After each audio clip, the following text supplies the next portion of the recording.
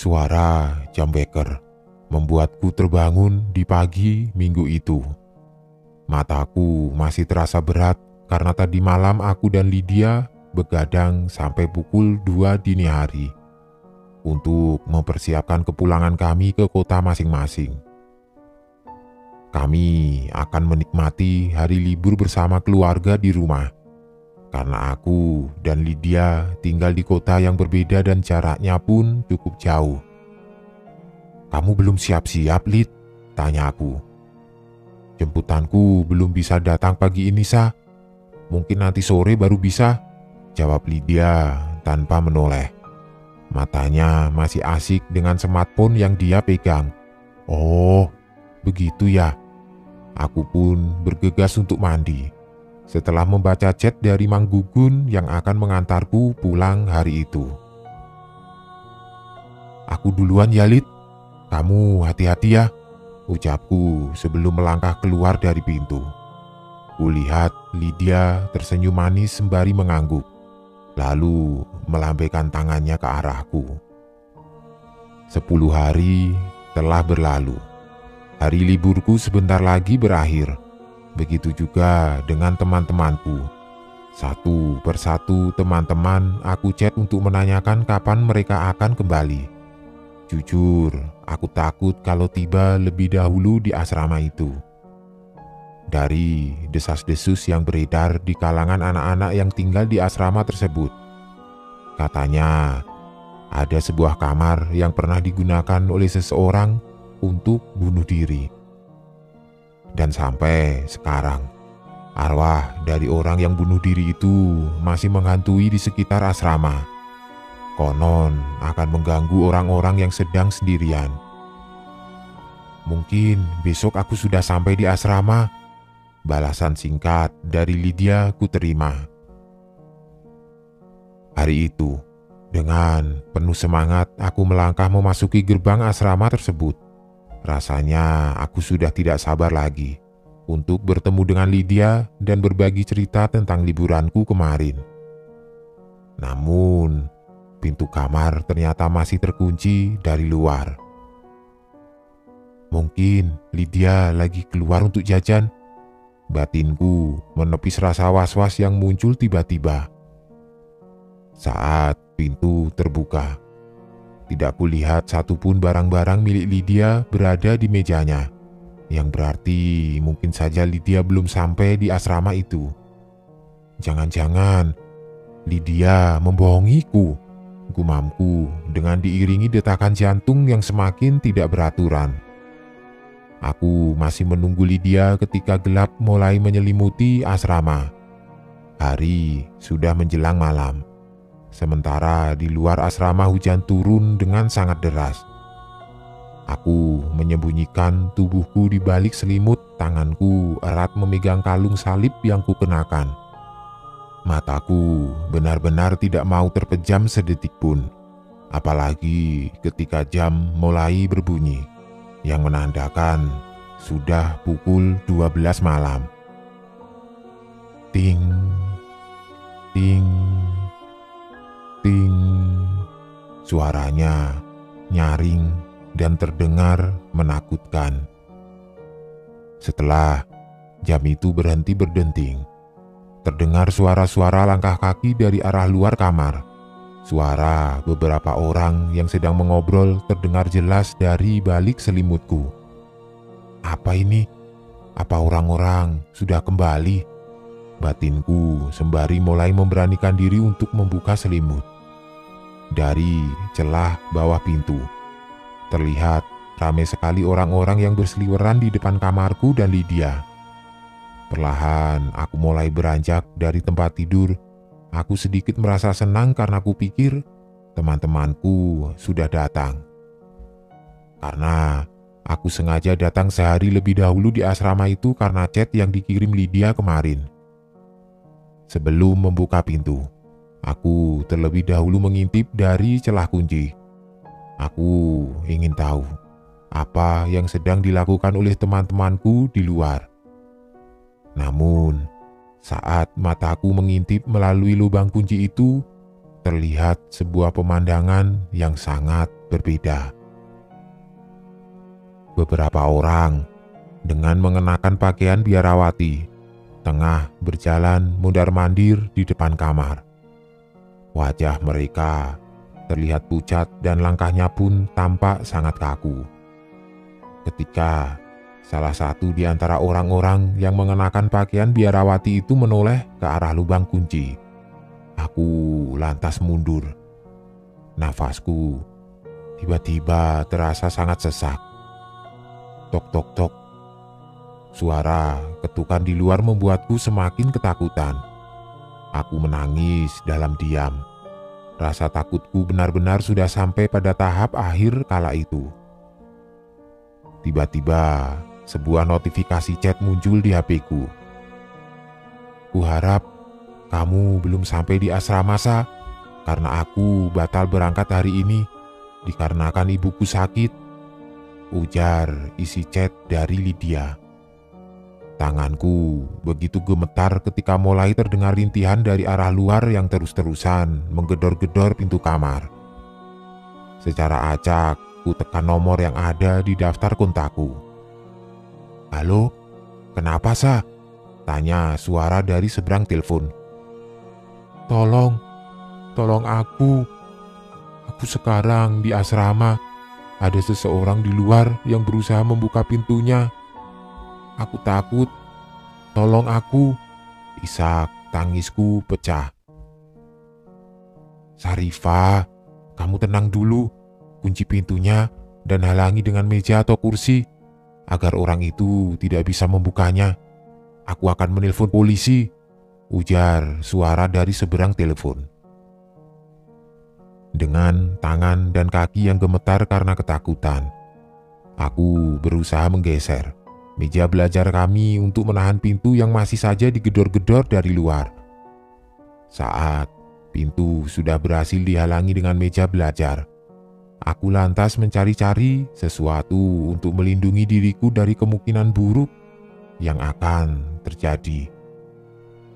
Tiba-tiba, dari bawah celah pintu terlihat darah segar merembes masuk. Bau amis darah seketika memenuhi ruangan. Pergi, jangan coba-coba untuk masuk, teriakku dengan suara bergetar. Tiba-tiba, suara tawa terdengar menggema.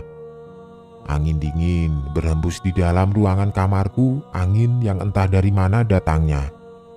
Bahkan, salib yang terpajang di dinding bergerak-gerak dengan sendirinya. Tangisku semakin kencang ketika cermin rias yang sering kami gunakan itu tiba-tiba saja retak dengan sendirinya. Pergi, teriakku. Gumpalan asap berwarna kuning kehitaman muncul dari sudut plafon. Aku duduk meringkuk sambil menutup wajahku dengan tangan. Ketika tiba-tiba terasa sebuah tangan yang sangat dingin menyentuh pundakku. Aku langsung ambruk dengan tubuh yang sangat lemas. Keesokan harinya, aku terbangun di ruangan bercat putih. Di sana juga ada kedua orang tuaku yang tampak cemas. Kamu menelponku kemarin malam, Sa, makanya aku langsung menghubungi orang tuamu, ujar Tika, salah satu temanku waktu di SD dulu. Rupanya malam itu Tika langsung menelpon orang tuaku, lalu orang tuaku menelpon salah satu pengurus asrama untuk meminta mereka mengecek keadaanku. Dan malam itu juga mereka langsung berangkat menuju ke asrama. Mereka menemukanku sudah tergeletak di lantai dengan keadaan tidak sadarkan diri. Dari pengakuan penjaga asrama, beliau rupanya tidak tahu kalau aku sudah datang ke asrama lebih awal. Karena memang teman-temanku baru datang hari ini atau di akhir liburan. Setelah kejadian itu, aku tidak mau lagi melanjutkan tinggal di asrama tersebut. Dan sampai kapanpun, pengalaman horor itu tidak akan aku lupakan. Selamat pagi, Bu. Maaf, ini ada paket untuk Ibu Syifa. ujar seorang laki-laki berusia 20 tahunan. Paket dari siapa ya? Tanya Siva sedikit bingung. Karena memang dia tidak merasa ada memesan barang di online shop. Dari toko Red Devil, Bu, jawab kurir tersebut, sembari memperlihatkan nama toko pengirim, yang membuat Siva semakin bertambah bingung. Berapa? Tanya Siva akhirnya. Paketnya sudah dibayar, Bu, jawab kurir itu. Dengan sedikit ragu-ragu Siva lantas menerima paket tersebut. Toko online yang aneh, gumam Siva seraya menimang-nimang paket tersebut. Kemudian, setelah masuk ke dalam rumahnya, Siva lantas meletakkan paket tersebut di atas meja riasnya. Lalu, kemudian, ia mulai melanjutkan kembali memilih-milih baju yang akan ia kenakan nanti malam. Karena malam itu, ia akan merayakan ulang tahunnya yang ke-29 tahun bersama dengan teman-temannya. Hampir berjam-jam lamanya, ia gonta-ganti pakaian. Akhirnya setelah dirasa penampilannya sudah sangat cantik, Siva pun langsung mengambil tasnya lalu bergegas untuk pergi menuju tempat ia dan teman-temannya bertemu. Malam itu, Siva dan teman-temannya benar-benar menikmati malam ulang tahun tersebut dengan makan-makan enak dan berkeliling kota. Namun, setelah dari restoran tadi, Siva terlihat begitu pucat seperti sedang tidak sehat. Ayolah, Va, kita nikmati dulu malam ulang tahunmu ini dengan bersenang-senang. Masih ada waktu 1-2 jam untuk kita malam ini. Kita karaokean yuk. Nanti setelah itu kami akan mengantarmu pulang, ujar Desi membujuk manja pada Siva. Siva yang merasa tidak enak pada teman-temannya lantas mengiyakan dan mengikuti kemauan mereka. Di dalam ruangan karaoke, Siva dipaksa oleh teman-temannya untuk menyanyi. Namun, baru beberapa bait lagu yang dia nyanyikan, Siva ambruk dengan tubuh yang menggigil dan keringat dingin yang terus keluar dari tubuhnya. Membuat teman-teman Siva menjadi panik seketika. Untungnya, pelayan di tempat karaokean itu cepat tanggap dan langsung menolong Siva. Singkatnya, setelah keadaan Siva sudah lebih tenang, Siva pun diantar pulang ke rumahnya karena ia tidak mau dibawa ke rumah sakit. Kamu serius tidak mau ke rumah sakit, Va? Keadaanmu tadi benar-benar membuat kami khawatir tahu. Iya, aku cuma kecapean, cuma butuh istirahat saja, jawab Siva dengan suara yang masih bergetar. Setelah teman-temannya pulang, Siva langsung masuk ke dalam rumah. Kebetulan ia memang tinggal sendiri di rumah itu setelah bercerai dengan suaminya beberapa bulan yang lalu. Siva tiba-tiba merinding. Suara derit pintu itu terdengar seperti ringkikan yang memekakkan di telinga. Siva kembali muntah. Darah berceceran di lantai dengan segumpal belatung yang masih tampak menggeliat-geliat. Siva langsung mengusap mulutnya, yang masih belepotan dengan darah yang ia muntahkan. Dada Siva turun naik, dan jantungnya berdetak sangat kencang. Apalagi ketika ia mulai merasakan ada sesuatu yang bergerak-gerak di sela-sela giginya. Siva lantas berlari menuju kamar mandi. Ia berdiri di depan cermin dengan nafas tersengal. Perasaannya campur aduk. Raut wajahnya menggambarkan rasa jijik yang ia rasakan. Perlahan-lahan, Siva membuka mulutnya dan mulai mendorong sesuatu yang bergerak di sela-sela giginya menggunakan lidahnya. Setelah benda itu keluar sepintas sangat mirip seperti rambut. Akan tetapi, ketika rambut itu ditarik, terasa sesuatu yang sangat sakit menembus permukaan gusinya, membuat Siva menghentikan tarikannya pada rambut aneh tersebut. Ia meringis kesakitan. Ketika rambut itu mulai masuk kembali ke dalam sela-sela giginya, Mata Siva mulai memerah. Berkali-kali ia merintih menahan rasa sakit dan ngilu pada giginya. Dan ketika Siva kembali membuka mulutnya, ia melihat giginya mulai retak. Siva histeris. Ia berteriak sampai suaranya terdengar parau. Cepat-cepat Siva berkumur-kumur berharap kalau semua yang baru saja terjadi hanyalah sebagian dari halusinasinya saja. Suara langkah kaki terdengar mendekati kamar mandi. Tap, tap, tap. Siva bergegas keluar dengan menutup mulutnya menggunakan handuk. Tapi rupanya tidak ada siapapun di luar. Namun suara langkah kaki itu masih terus terdengar. Siva kembali masuk ke dalam kamarnya untuk mengambil kotak obat. Ia meminum 2 biji obat Paramek untuk meredakan sakit kepala yang ia rasakan saat itu. Ketika ia terbaring, matanya tidak sengaja menatap paket yang sebelumnya ia letakkan di meja rias. Perlahan-lahan Siva bangun, lalu berjalan menuju ke meja rias. Ia mengambil gunting dan mulai membuka isi paket tersebut. Sebuah kotak kayu berisi buntalan kain putih yang menyerupai pocong.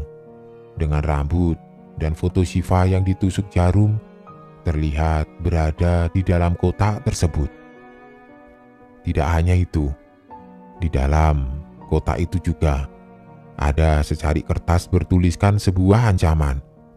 "Apa-apaan ini?" ujar Siva.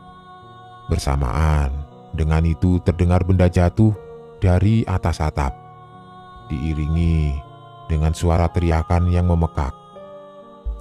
Dengan tangan gemetar, Siva meraih smartphone-nya lalu menelpon Desi. "Halo? Halo Des? Des, ada seseorang mengancamku. Sepertinya aku disantet, Des.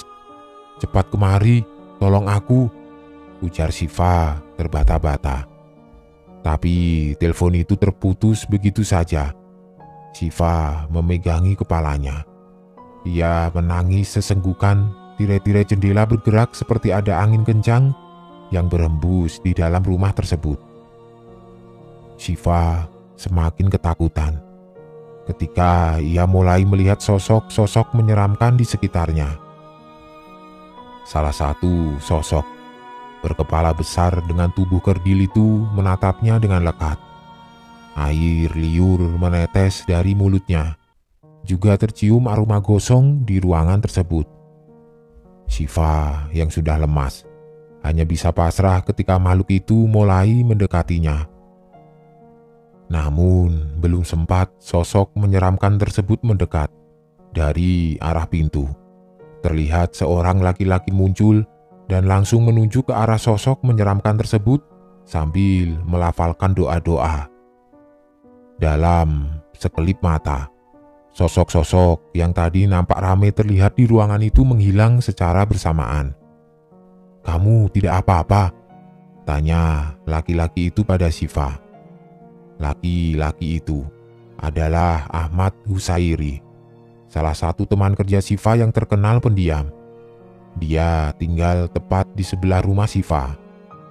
Laki-laki itu mengambil botol air mineral dari dalam tasnya. "Ini, kamu minum dulu. Maaf kalau aku lancang menerobos masuk ke dalam rumahmu, karena aku khawatir terhadapmu. Setelah tadi aku melihat banyak aktivitas lain di rumah ini," ujar Ahmad Husairi. Air dingin itu terasa panas ketika melewati tenggorokan. Namun setelah meminum air itu, Siva merasa sedikit lebih enakan. "Ada seseorang yang berbuat jahat padamu." "Siapa?" "Orang yang cukup rapat denganmu." Siva mengerutkan keningnya. Ia tidak bisa menebak siapa orang yang dimaksud oleh Ahmad Husairi. "Itu apa?" tanya laki-laki itu, melihat kotak yang berisi pocongan kecil. Siva menggeleng. Ia tidak tahu bagaimana menjelaskannya. karena Siva memang awam dengan hal-hal seperti itu. Aku tidak tahu maksud benda-benda itu apa, tapi yang jelas ada surat ancaman yang kutemukan di situ, dan aku merasa kalau ancaman itu benar adanya, jawab Siva. Ayo, ujar Ahmad Husairi seraya menarik tangan Siva. Kemana? Aku masih lemas. Namun, Siva tidak bisa menolak ajakan laki-laki itu yang membawanya entah kemana di tengah malam yang semakin dingin tersebut. Singkatnya, mereka sampai di sebuah rumah yang terbuat dari kayu ulin. Beberapa saat mengetuk pintu, keluarlah seorang laki-laki parubaya dengan rambut yang sudah memutih. Tanpa banyak bicara, ia langsung mempersilahkan keduanya masuk setelah melihat sepintas pada Siva. Siva merasakan rasa mual yang sangat amat menyiksa ketika baru beberapa langkah masuk ke dalam rumah tersebut. Hingga akhirnya, ia tidak tahan lagi dan memuntahkan semua isi perutnya ke lantai rumah. Kali ini, muntahnya bukan lagi darah dan belatung, melainkan air yang sangat banyak. Sesaat setelah muntah, Siva terduduk lemas. Perlahan-lahan, semuanya menjadi gelap gulita. Bangun-bangun, dia sudah berada di rumah sakit dengan ditemani oleh Ahmad Husairi yang duduk di samping ranjang rumah sakit. Tubuhku rasanya sakit sekali, ringis Siva. Insya Allah, kamu sudah terbebas dari penyakit kiriman orang yang menginginkan kamu mati, Fa. Tapi mulai sekarang kamu harus lebih berhati-hati lagi ya. Jangan terlalu percaya dengan orang-orang yang kamu anggap baik, ucap Ahmad Husairi sembari tersenyum. Maksudmu, dengan siapa aku harus berhati-hati? Siapa orang terakhir yang kamu mintai tolong? Ujar Ahmad Husairi balik bertanya yang membuat Siva mengerutkan alisnya. Desi? Maksudmu, Desi yang melakukan ini semua padaku? Tanya Siva tak percaya. Ahmad Husairi menggeleng. Tepatnya, Desi dan mantan suamimu. Kamu pasti tidak tahu kan dengan siapa suamimu berselingkuh waktu itu?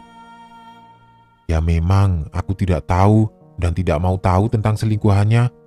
Tapi aku masih tidak mengerti arah perkataanmu. Coba jelaskan, jangan dibuat teka-teki, ujar Siva setengah memaksa. Kalau kamu ingin tahu orang ketiga dalam rumah tanggamu dulu, itu adalah Desi. Desilah orangnya. Tidak kujelaskan pun, kamu pasti tahu alasan mereka mengirimkan hadiah hitam di hari ulang tahunmu itu, ujar Ahmad Husairi. Tidak mungkin. Aku sama sekali tidak percaya, gumam Siva.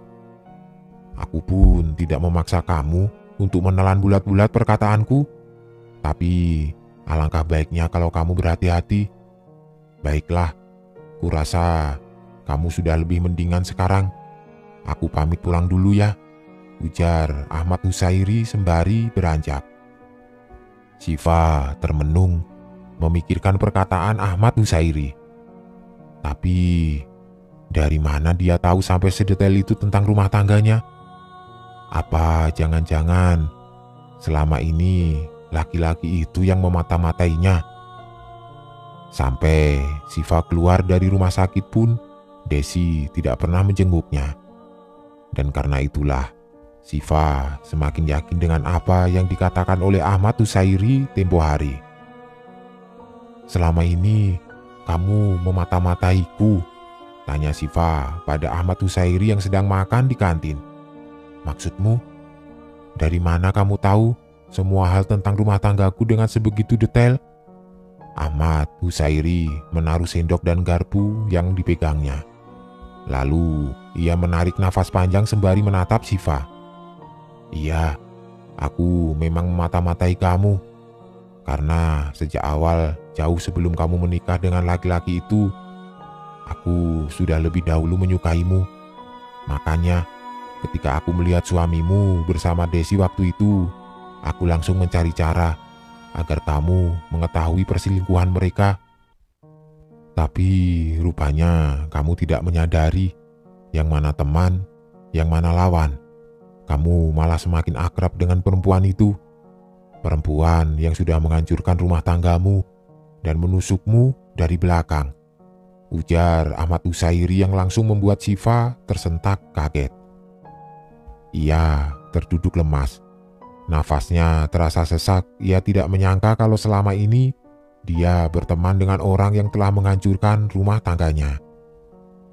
Aku menyukaimu. Aku sayang sekali sama kamu, Fa. Makanya aku tidak ingin kamu disakiti oleh orang-orang seperti Desi dan mantan suamimu. Syifa beranjak dari duduknya. Dengan langkah gemetar, ia meninggalkan kantin. Jer, kalau kamu ke depan, tolong belikan aku mie ayam ya, ujar Lara. Beli sendiri sajalah, kamu kan punya kaki, ujar Jerry dengan tatapan sinis menatap Lara. Ih, dasar pelit amat sama tenaga. Lagian tidak rugi juga, cuma nyambil jalan beli mie ayam. Mau tidak mau, Jerry akhirnya menerima uang titipan untuk membeli mie ayam dari Lara sebelum dia pergi. Lara dan Jerry memang memiliki hubungan sepupu. Dan Jerry adalah anak dari ibu kos putri yang ditempati Lara bersama beberapa teman-temannya. Nih, makan pesananmu, ujar Jerry seraya menaruh bungkusan mie ayam yang ia bawa. Lah, kok dingin begini, Jer? Minyak bengkak pula, ujar Lara. Dasar perempuan tidak tahu terima kasih, mau menang sendiri. Gini-gini, minyak aku cari sampai ujung gang sebelah sana tahu. Malah ngeluh segala, minyak bengkak. Kalau lapar, ya makan saja. Lagian di dalam perutmu kau pikir minyak bakal kering, ujar Jerry tak mau kalah. Tiba-tiba terdengar suara seseorang yang muntah-muntah dari dalam kamar mandi. Kenapa temanmu? Tanya Jerry pelan. Mana ku tahu, jawab Lara ketus. Malam itu, seorang teman kos Lara terlihat seperti sedang kurang sehat. Tubuhnya lemas dan wajahnya pucat sekali. Sudah berkali-kali dia bolak-balik ke kamar mandi sejak pagi tadi. Kamu baik-baik saja? Tanya Lara yang berdiri di depan pintu kamar temannya tersebut. Namun bukannya menjawab. Gadis itu malah menangis sesenggukan. Ada apa? Kamu kenapa?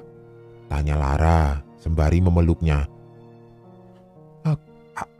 Aku hamil, Ra, isaknya. Hah? Sama siapa? Kok bisa? Tanya Lara dengan sangat keras. Maaf, aku kaget. Maksudku, siapa yang menghamilimu? Ujar Lara lagi. Kali ini ia merendahkan nada bicaranya. Pacarku, isaknya.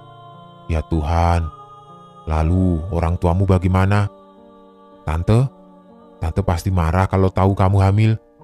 Gadis itu menggeleng.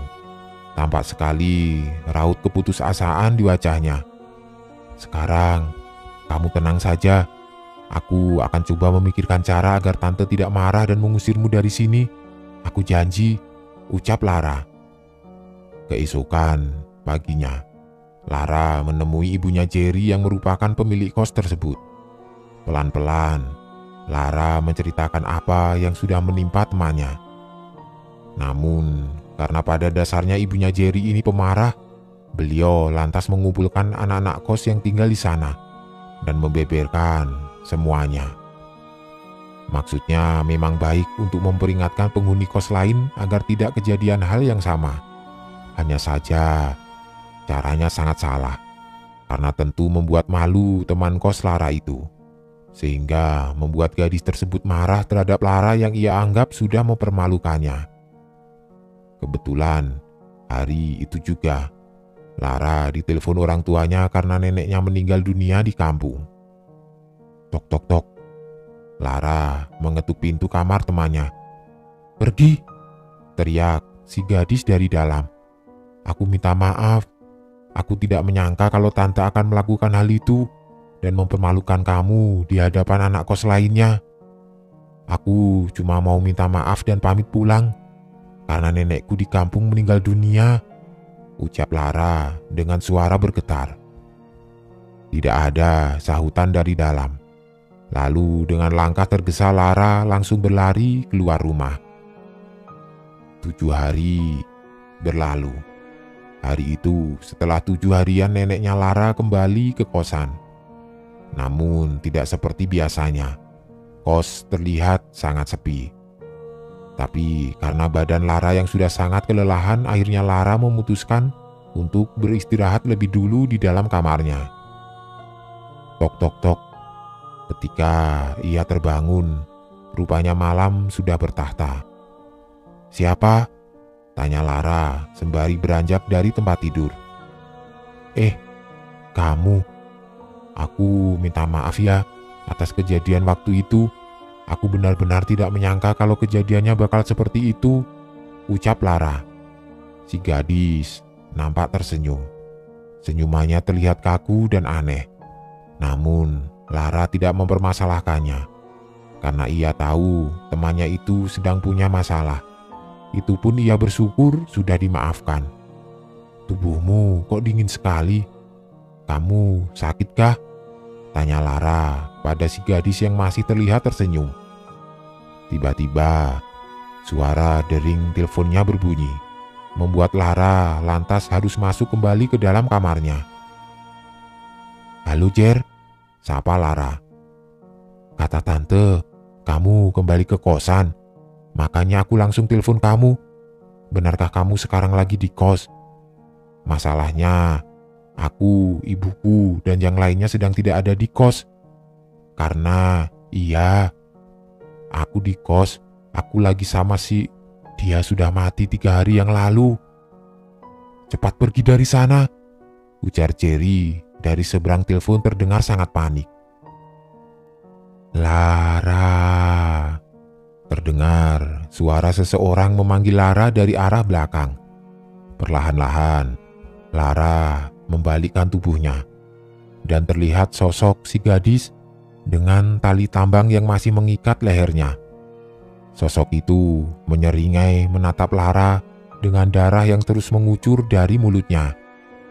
Lara berteriak nyaring sebelum ia benar-benar pingsan. Telepon itu masih terhubung dan Jerry mendengar jelas suara serak dari sambungan telepon sebelum akhirnya terputus. Lara terbangun di rumah seorang warga sekitar. Di dekatnya juga ada Jerry yang kelihatan sangat cemas sekali. Mata Lara tampak kosong dan ia tidak bisa berkata-kata. Tampaknya Lara sangat trauma dengan kejadian semalam. Bahkan hampir seminggu barulah Lara kembali normal. Dan saat itulah Jerry mulai menceritakan apa yang sebenarnya terjadi. Rupanya, berselang beberapa hari setelah kepulangan Lara, gadis itu bunuh diri di dalam kamar kosnya. Jerry yang pertama kali melihat mayatnya saat Jerry membenarkan salah satu atap yang rusak tertimpa ranting besar saat hujan ribut sebelumnya. Tempat tersebut dikosongkan hari itu juga, dan keluarga Jerry termasuk anak-anak kos lainnya dimintai keterangan oleh kepolisian. Bahkan garis polisi pun masih terpasang di sekitar rumah. Tapi anehnya, Lara sama sekali tidak melihat garis polisi tersebut dan malah dengan santainya tidur di sana. Setelah mendengar cerita dari Jerry, Lara menangis sesenggukan. Ia merasa sangat bersalah atas kematian teman kosnya tersebut. "Aku yang salah, Jer. Andai saja aku tidak menceritakan masalahnya pada tante, mungkin dia masih hidup sekarang," isak Lara. "Ibuku juga salah, Ra. Tidak seharusnya beliau berbuat seperti itu pada temanmu," ucap Jerry. "Tapi mau bagaimana lagi? Semuanya sudah terjadi. Kita doakan saja. Semoga temanmu diampuni semua dosanya dan dilapangkan kuburnya, serta dijauhkan dari siksa api neraka," lanjut Jerry. membuat Lara semakin terisak.